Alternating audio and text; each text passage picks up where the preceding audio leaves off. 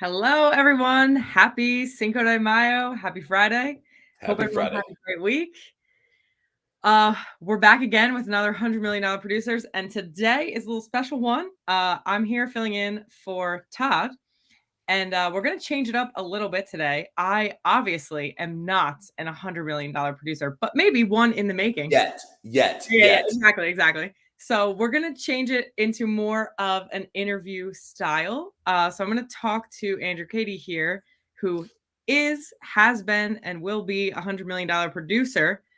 And I'm going to talk from the perspective of a loan originator just starting out, even though I've been in the mortgage industry in the marketing business development sector for the past 5 years. So I know my way around the mortgage industry, real estate, but I've just been licensed this year as an originator. Nice. So Yeah, and in true form of this podcast style thing we do here, I have no idea the questions she's going to ask me. So this is super fun. Like Todd and I, we go live and we haven't talked since the last time we went live. We have no idea what we're going to talk about, but we always seem to make it through. So hit me up. I'm ready to just ad-lib my responses. All right, I love it. So first question is, when everyone's starting out, they always are like, how the heck do I get business? When they're starting in any really sales commission, let's say real estate agents or loan officers. So if you think back to when you first started out, now having the wisdom that you have, knowing what you know, what would be something you would tell your younger self? And like, what's something you wish you started doing a lot more of sooner? I would nail it down to 2 items. If I could go back to year 1 and talk to myself, number 1, stay away from paid relationships. Paid relationships are not a relationship. They're a business transaction, and very, very rarely do they actually turn out to be profitable for the lender. Real estate agents want us to co-market and co-spend with them. Hey, I'm spending $2,000 a month on Zillow. Can you spend $1,000 of it? And the reality is real estate agents earn much more commission than we do when it's all chewed down, when it's said and done. And we also have the ability to earn typically about 35% of the referrals they send us, because some are hell-bent on using the lender they already have. Some are cash buyers. And so we have a very small percentage that we can actually close. And if I would go back and tell my early self one thing, it would be take that $1,000 you're going to spend on Zillow and buy real estate agents lunch. Buy marketing tools that you can repurpose, like a list reports, something like that you can repurpose to multiple real estate agents. I mean, the amount of face-to-face interaction you could get with a real estate agent for $1,000 a month, or with how many real estate agents, 20, 30, 40 real estate agents, versus putting that $1,000 into one source that is supposedly going to make you money. The vast majority of those relationships do not end up being profitable. It's just that simple. The other thing I would tell myself is don't neglect open houses. It's where I started, but I wish I would have started it sooner. It took me about a year, maybe a little bit less, to get into my first open house. And then I went gangbusters with it. I hit like 700 open houses in 6 months, meeting real estate agents, collecting business cards, setting up repeat appointments. If I could go back, those are the 2 things I'd tell myself. I love it. The open houses, you have to do it a lot, though. You do. I did 12 every Sunday, 12 every Saturday, consistently for 6 months. And it ended up being just about 700 open houses that I hit. And yeah, it's religious, it's consistent. But again, you're walking in and you're meeting a real estate agent, a potential referral source, face to face. And that to me is such a win. And what would the conversation be like when you would walk in there? I owned the fact that I was brand new in the industry, and I think it gained a lot of trust. People have, I guess we've cursed on here before, and I'll say it again. People have a good bullshit meter. Like people, you think you can bullshit your way through things, and the reality is the vast majority of people can read right through it. So if you go in and act like you're the next thing since sliced bread, it doesn't work. They read through it. So I would go in and walk this really fine line of arrogance versus confidence, because there is a fine line between the two. Some people are going to take confidence as arrogance or cockiness, and they're not going to want to work with you.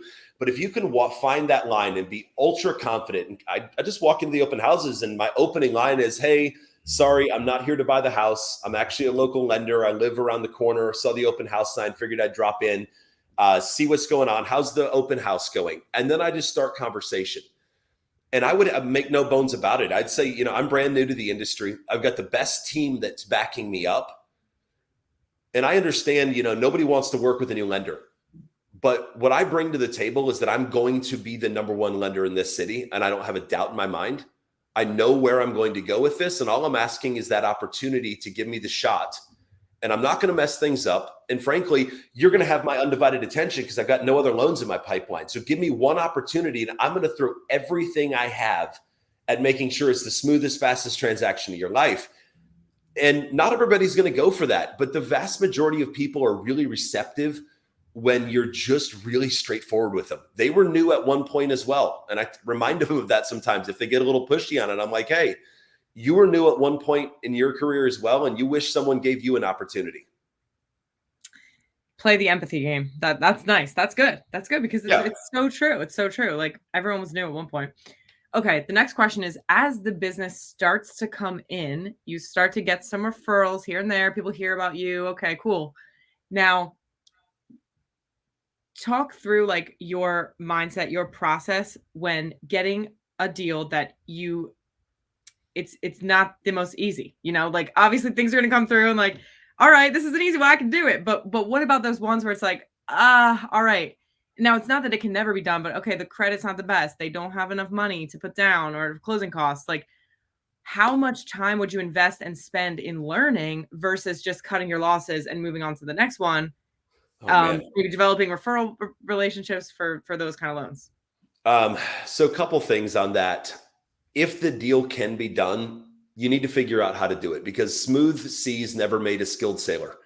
If all you do is the vanilla deals and you shy away from the tough ones, you're never going to gain a ton of skills in the industry. You're always going to be the vanilla lender. Now, that being said, there's a fine line to walk in confidence to your referral partner and especially the listing agent when the deal is shaky. The last thing you want to do is go back to the buyer's agent, the one who referred you the business, and be like, oh yeah, slam dunk deal, we've got it. Because if that deal blows up, and we know the ones that we put it together as best we can, but it's like, have a very real conversation with your buyer's agent. Now, the listing agent, there's no real option but to BS them on the quality of the offer. That offer's not going to get accepted. So the listing agent calls you and is like, hey, how strong is this buyer? Oh, they are A+, they're good to go. But on the buyer's agent, I have very frank conversations with them like, hey, this deal's really ugly. I'm not going to tell you where the credit score is, but it's not good credit. We don't have a lot of reserves. I've got to prove eligible on it, but there's a lot of hair on this file. So I want you to know up front, I'm going to throw everything I have at it. I believe there's a way we can get it done, but don't hate me if this thing comes back with a ton of conditions and we have a frustrated buyer halfway through the transaction. I try to be super upfront with the referring agent of, this is what I'm dealing with on the file. And they love it and they respect it because when I tell them, hey, this buyer is clean, they're not hearing that on every file. They know that they've got a class A buyer. When I say I've got, you sent me a good one. They're like, we know it's a good one because you're going to be the guy that tells us if they're not. So don't ever fudge that with the referral partner that you partnered with. Be really direct with them. Hey, this is a tough deal. And I'll call them immediately and be like, hey, this isn't one of those 15-minute pre-approvals. This guy's got 2 self-employed companies. We got credit that's below 640. It's going to be a work in progress. I'm probably going to need a week to really make sure this deal would close. And if you set those expectations up front and you're super transparent with them, you gain so much respect because they're so used to being told all day long that crap doesn't stink when it does. And then deals blow up. And then it's always the lender's fault. We know this. But what if you could get out ahead of it and set the stage that, hey, I've even given them percentages. Hey, I give this deal a 70-30 chance of closing. I hope it doesn't end up in the 30. I think I can get it, but I'm going to tell you right now, this is a 70-30 deal. Now, what about if there's certain programs or things, depending on what company you're at the time, but if there's certain just programs that are better qualified, like a local bank, maybe a credit union, something like that, like what about that process of like developing a good relationship with someone else to just refer certain deals that you're like, I'm not even going to try to struggle through and find like somewhere to fit this? And you make a really good point. The lending industry has so many caveats to it. You do have to be careful. You are not, as a brand new loan officer, going to become a jack of all trades, master of all. It's just not going to happen. So work your FHA, your VA, your USDA, your conventional deals. And when you get the funky one-off, down payment assistance program that's a special grant or a renovation loan, for instance, I didn't do my first renovation loan until I was 7 years into the industry. I referred them out. I referred them outside of my company to a friend of mine. I didn't get any compensation on it. I also had built enough trust with my real estate agents that I didn't want to experiment on a new product that I had never tried with someone who trusts me. And I just never felt comfortable with that until I finally got to the point I was like, hey, this is my first reno deal. I'll run it, but Johnny, this one might be a little rough. And he's like, dude, I love you. Let's go. So we get into it. I never did down payment assistance programs. I still have never closed a DPA loan in my life. It's just not the cup of tea that I wanted to make my business in. And I don't think there's anything wrong with that. It's not that I'm telling these buyers you're not qualified. I'm saying, hey, there's a lender that I would recommend that has specific programs that could help you. And I send it over there. For me, I want to define my niche in business and really focus and really drive that home until I had perfected it, and then branch into additional products beyond that. I like it. And is there any specific way you went about finding certain referral partners? Were there any that you can have like a mutual relationship with, or is it more just about like being focused on your time, energy, where you want to put it, and also the trust that you have from your agents to just refer it and not really ever expect anything in return? Are you talking about real estate referral partners or like other banks? Other banks. So these were more like friends in the industry for me. So for instance, before I joined UMortgage, there was a close friend of mine that was buying a home down the street from me and getting a VA loan. And I knew at the lender that I was at previous to this, I could not offer them the best setup that they deserved as my friends. And so I forwarded the deal to Matt Newman at UMortgage, and Matt closed the deal. And so when I joined, it was funny because he messaged me and he's like, well, damn, no more $1 million VA loans from you. And I'm like, nope, ain't happening. But no, it was mostly to like friends in the industry. And there was never an expectation of reciprocation, although it would happen. And we're not talking about dollars. Don't get me wrong, you people watching this wanting to report me. We're not talking about dollars in kickbacks. No, but I would send a $300,000 VA renovation deal to my friend John, and John would send me a client that was going to be a pretty vanilla deal that he knew fit my wheelbox. And he's like, hey, I just sent someone over your way. I could have totally closed the deal, but you sent one mine. I'll send one your way. And these are just friends of mine in the industry. And I think it's important to do that and to make friends outside of your company. Make friends at credit unions. They offer some unique products that we don't. And it's not, there's no one lender that's going to encompass everything. So we may as well have referral sources. Like I've got great referral sources in Florida for hard money lenders. Not something I do, but I don't ever want a client to call me and say, hey, I need this, and say, sorry, I don't do it. I can always say, hey, I don't have that product, but here's someone you can call. Here's someone you can call here. That way you're still the point of contact. Yes, absolutely. So talk about networking a little bit. Agents, lenders, industry, just in general. What are some ways you did get out there and still maybe do get out there networking? Like where and how frequently? I don't as much anymore because I'm definitely more focused on building my team at this point, and all of my business is originated by my team. But yeah, there is no bad networking. I mean, my wife thought that I didn't exist for a long time. I was at networking events every single night for a long time.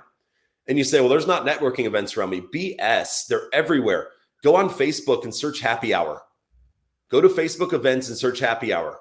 Oh, it's not real estate agent facing. It doesn't matter. You realize how many real estate agents are going to be there? We know one thing about realtors. They love to drink, just like the mortgage industry. They love going out and socializing, because You go to a financial advisor's happy hour.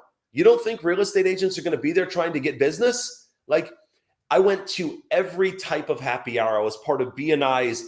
I would do breakfast and learns, lunch and learns, like everything I could do to get my face and my brand out there. I love it. Okay. Now, what about structuring the day to stay, moving forward? And how do you structure your day? And also, how do you like prioritize things and evaluate the tasks that you're doing to make sure that, you're not just running around like a chicken without a head doing all these things, but they're not really valuable to drive your business forward. So how do you evaluate what you put in your day, and then how do you structure it? Yeah. So I used to do time blocking really, really, really intense. And in the mortgage industry, it doesn't work. Time blocking on a very intense scale doesn't work because we're a highly reactive business. Like, there's fires that happen. There are people, you could be time blocked out, and a realtor texts you in the middle of your prospecting time block and says, "Hey, I've got a client. They're ready to put an offer in right now." Are you going to tell them, "No, my time to take applications is at 2:30 p.m.?" Like, we're a reactive business. But so like today, and if I could go back even to the beginning, I would set this up. What I do every morning, like really 7 days a week, because in the weekends I write personal to-do lists. But I wake up early every morning. I'm an early riser, typically between 5 and 5:15, sometimes 4:45. Try to keep it pretty consistent around that 5 a.m. mark. The first thing I do is I brew a cup of coffee and I sit down with my to-do list from yesterday, and I rewrite every single item that didn't get handled at the top of my to-do list. And then I try to add 10 more items that I want to or need to do before the end of the day today. That to-do list sits next to my computer, like literally right here. My to-do list sits next to me all day. And then the only time blocking I have is I have 2 60-minute windows that I call my power hours. It's an ode to Tom Ferry, if there's any Tom Ferry watchers on here. I have 2 power hours that are blocked out on my calendar. That is from 9 a.m. to 10 a.m. and from 2 p.m. to 3 p.m. And those are exactly set aside for prospecting. During that time, my phone goes on do not disturb, because there's nothing that can happen in a 1-hour window that can't be remedied within an hour of it ending. So my phone goes to do not disturb. Incoming calls are shut down. Everything goes to voicemail. My emails are closed. My text messages are closed. And I start prospecting. I send Loom videos. I send bomb videos. I send text messages, and I schedule everything to be sent. So when I'm done, everything gets sent out at once. And so I am just prospecting, dialing out. Hey, just wanted to touch base with you. Are you available next Friday for lunch? And I'm trying my absolute best to let nothing interrupt those power hours. Not to say that it doesn't happen. Again, reactive business, there are emergencies that come up that need to be handled. But if you can truly block out 120 minutes a day in your business to work on your business, not in it, that's the secret sauce for growth. We see it all the time. I work with loan officers coming onto my team, and I pull their metrics up, and it's such clockwork. It's a roller coaster of volume. It's up and down, up and down, up and down. And it's because they get 8 loans in their pipeline, and they spend all their time working in their business, and they fail to work on their business. And then I set up a thing called a high profit activities tracker. It's an HPA. And I want to, during my off time, complete my to-do list. And I want to get 25 points on my high profit activities tracker before I leave, before the end of the day. And that is like a face-to-face meeting would be 5 points. Social media posts are 1 point. Phone calls with prospective clients is 3 points. Phone calls with prospective realtors are 3 points. Active realtors I currently work with are 2 points. So I try to leave my day with 25 points on the board and everything on my to-do list done. And the reason I always in the morning rewrite my to-do list is because if there's the one item you're procrastinating the hell about, if you have to rewrite that at the top of your to-do list 6 days in a row, you're eventually either going to just not put it on your list anymore because it's not important, or you're going to get it done. Yes. I have. Make yourself rewrite the damn task every morning until you do it. It's so true. I have the same thing. This Sunrise Manifesto journal.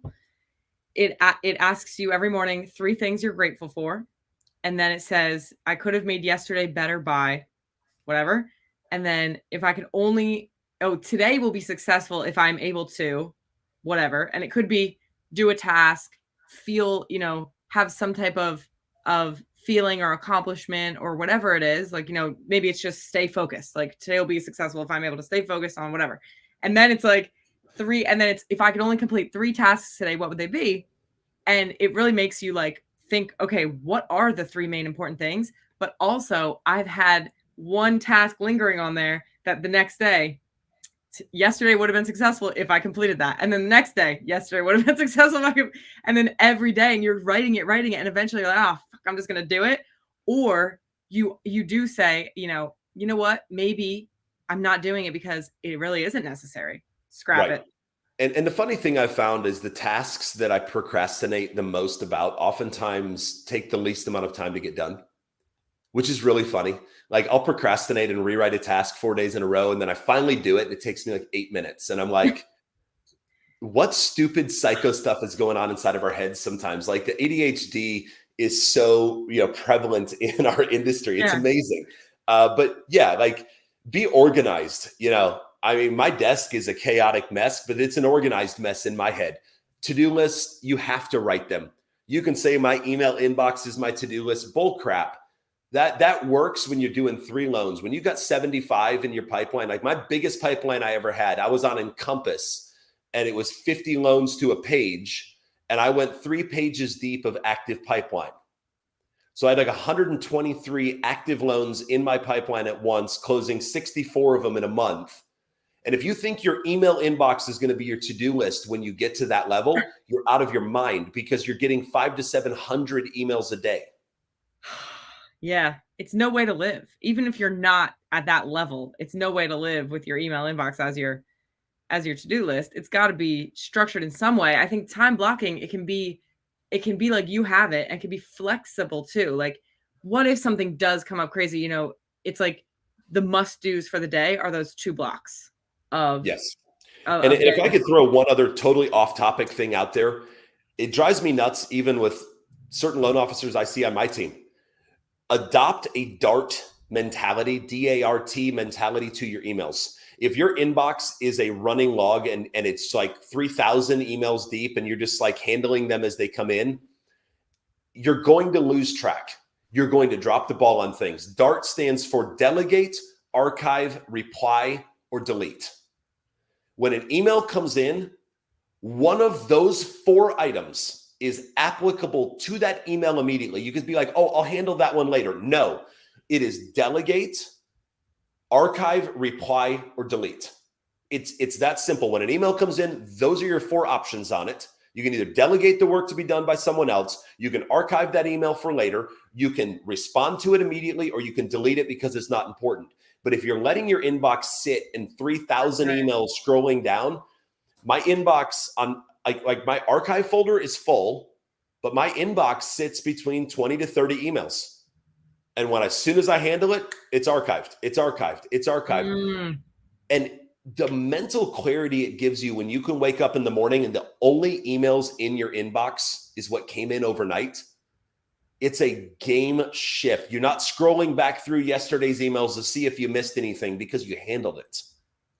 That's right. Having the ability to make decisions quickly, even if you're new or you don't know like what's happening, I think that's a skill that's super important, especially as you're like newer to an industry or in your career or whatever it is. Like just being able to make a decision quickly, because the lingering is what kind of like kills you sometimes. I know I've been in that situation where like the lingering is bad. If I can just say, you know what, immediately, I don't know the answer, delegate it to this person, or immediately, I don't know the answer, I will find out though, I'm going to find out the answer, and it's like an immediate reply, instead of Yeah. like that can cloud your head so much when it's weighing on you. Oh man, I don't know what to do. I don't know what to do. What should I be doing? You're looking for external validation or solutions from other people. It's like developing that decision-making muscle is so critical. And then the ultimate stress on your brain is that lingering thought that you forgot something. You forgot to reply to someone. Like I'll even take my emails and I'll hit a reply on it and be like, hey, received your email. I'll be working on it this afternoon. I will then click meeting, because in Outlook, you can click meeting. It will create that, take that entire email into a calendar appointment, and I'll find an open time in my afternoon for 15 minutes, save it, delete the email, because now I have 15 minutes dedicated for the afternoon to handle that task of what needs to be done. Yes. Like, you have to keep mental clarity in this industry or you're going to lose your mind. It's true. It is true. Also, Microsoft To Do is really good. I've been never using even it, messed with and it. I don't love Microsoft. Sorry. My dog. I don't love Microsoft, but I do love Microsoft To-Do list. You can also take emails and turn them into tasks. It's pretty cool. Really? I didn't know that. Yeah. And I just like it. You can categorize things. I have like morning tasks, afternoon and night tasks. It's just it's a nice little task list. You can set, obviously, due dates and things, shift stuff around. It's a good mobile app as well, which I love when it syncs from my computer to my phone. I'm just a big paper notepad guy for my to-do list. Like, there's something satisfying about scratching through and crossing things off when they get done. Yeah, that's what I love, the digital cross off. Even if I'm gonna go the digital route, it needs to like digitally cross it off. I don't want to delete it. I want to see it as a done task. Yes, I want to see it scratched off. I even gets a little ding, which is also very satisfying. Ding. I love it. Look at this. We are 28 minutes into this already. Yeah, it was great. It was good stuff. Do you have any final words of wisdom for everyone watching out there? God, words of wisdom. That's the last thing you guys need from me. I will just say this. The industry it's not an easy task to get to that 100 million. There's anybody who says it's easy is out of their mind. If you're not organized, you will never do it. And it's just that simple. If you're the guy that's letting your emails run to 5,000 and you're just handling what comes in and you never move anything out of your inbox, you could say, well, I could do 100 million with that inbox. Sure. But the mentality behind that says you're not going to. And so you have to remain really, really organized, really, really task driven.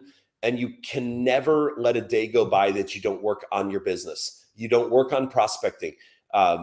2020, 2021, those were anomaly years that we're not seeing again. I'll say myself, like, I did not prospect one time in 24 months and my phone just rang. That's an anomaly. But I genuinely regret not prospecting, because in 2022, when the hype and the craze died off, my phone went quiet. Whereas if I would have spent the last 6 months, even before that, prospecting and prospecting and prospecting and prospecting, it would have been a different situation walking into 2022. I'm guilty of it, and I never want to be guilty of it again, of having to ever say the words, I need to get back to the basics. If I say those words, I've failed. And I said those words, and I don't ever want that again. The basics have to be the basics every day. No matter how busy you get, no matter how easy it gets, how much the business is flowing, don't ever forget the basics, because the basics is what keeps the business flowing. It doesn't just get it flowing. And what are the main basics? Face-to-face, networking events, open houses. Open houses, belly to belly, breakfast, lunch, dinner, coffee, happy hour. Face-to-face over anything, bomb videos or Loom videos.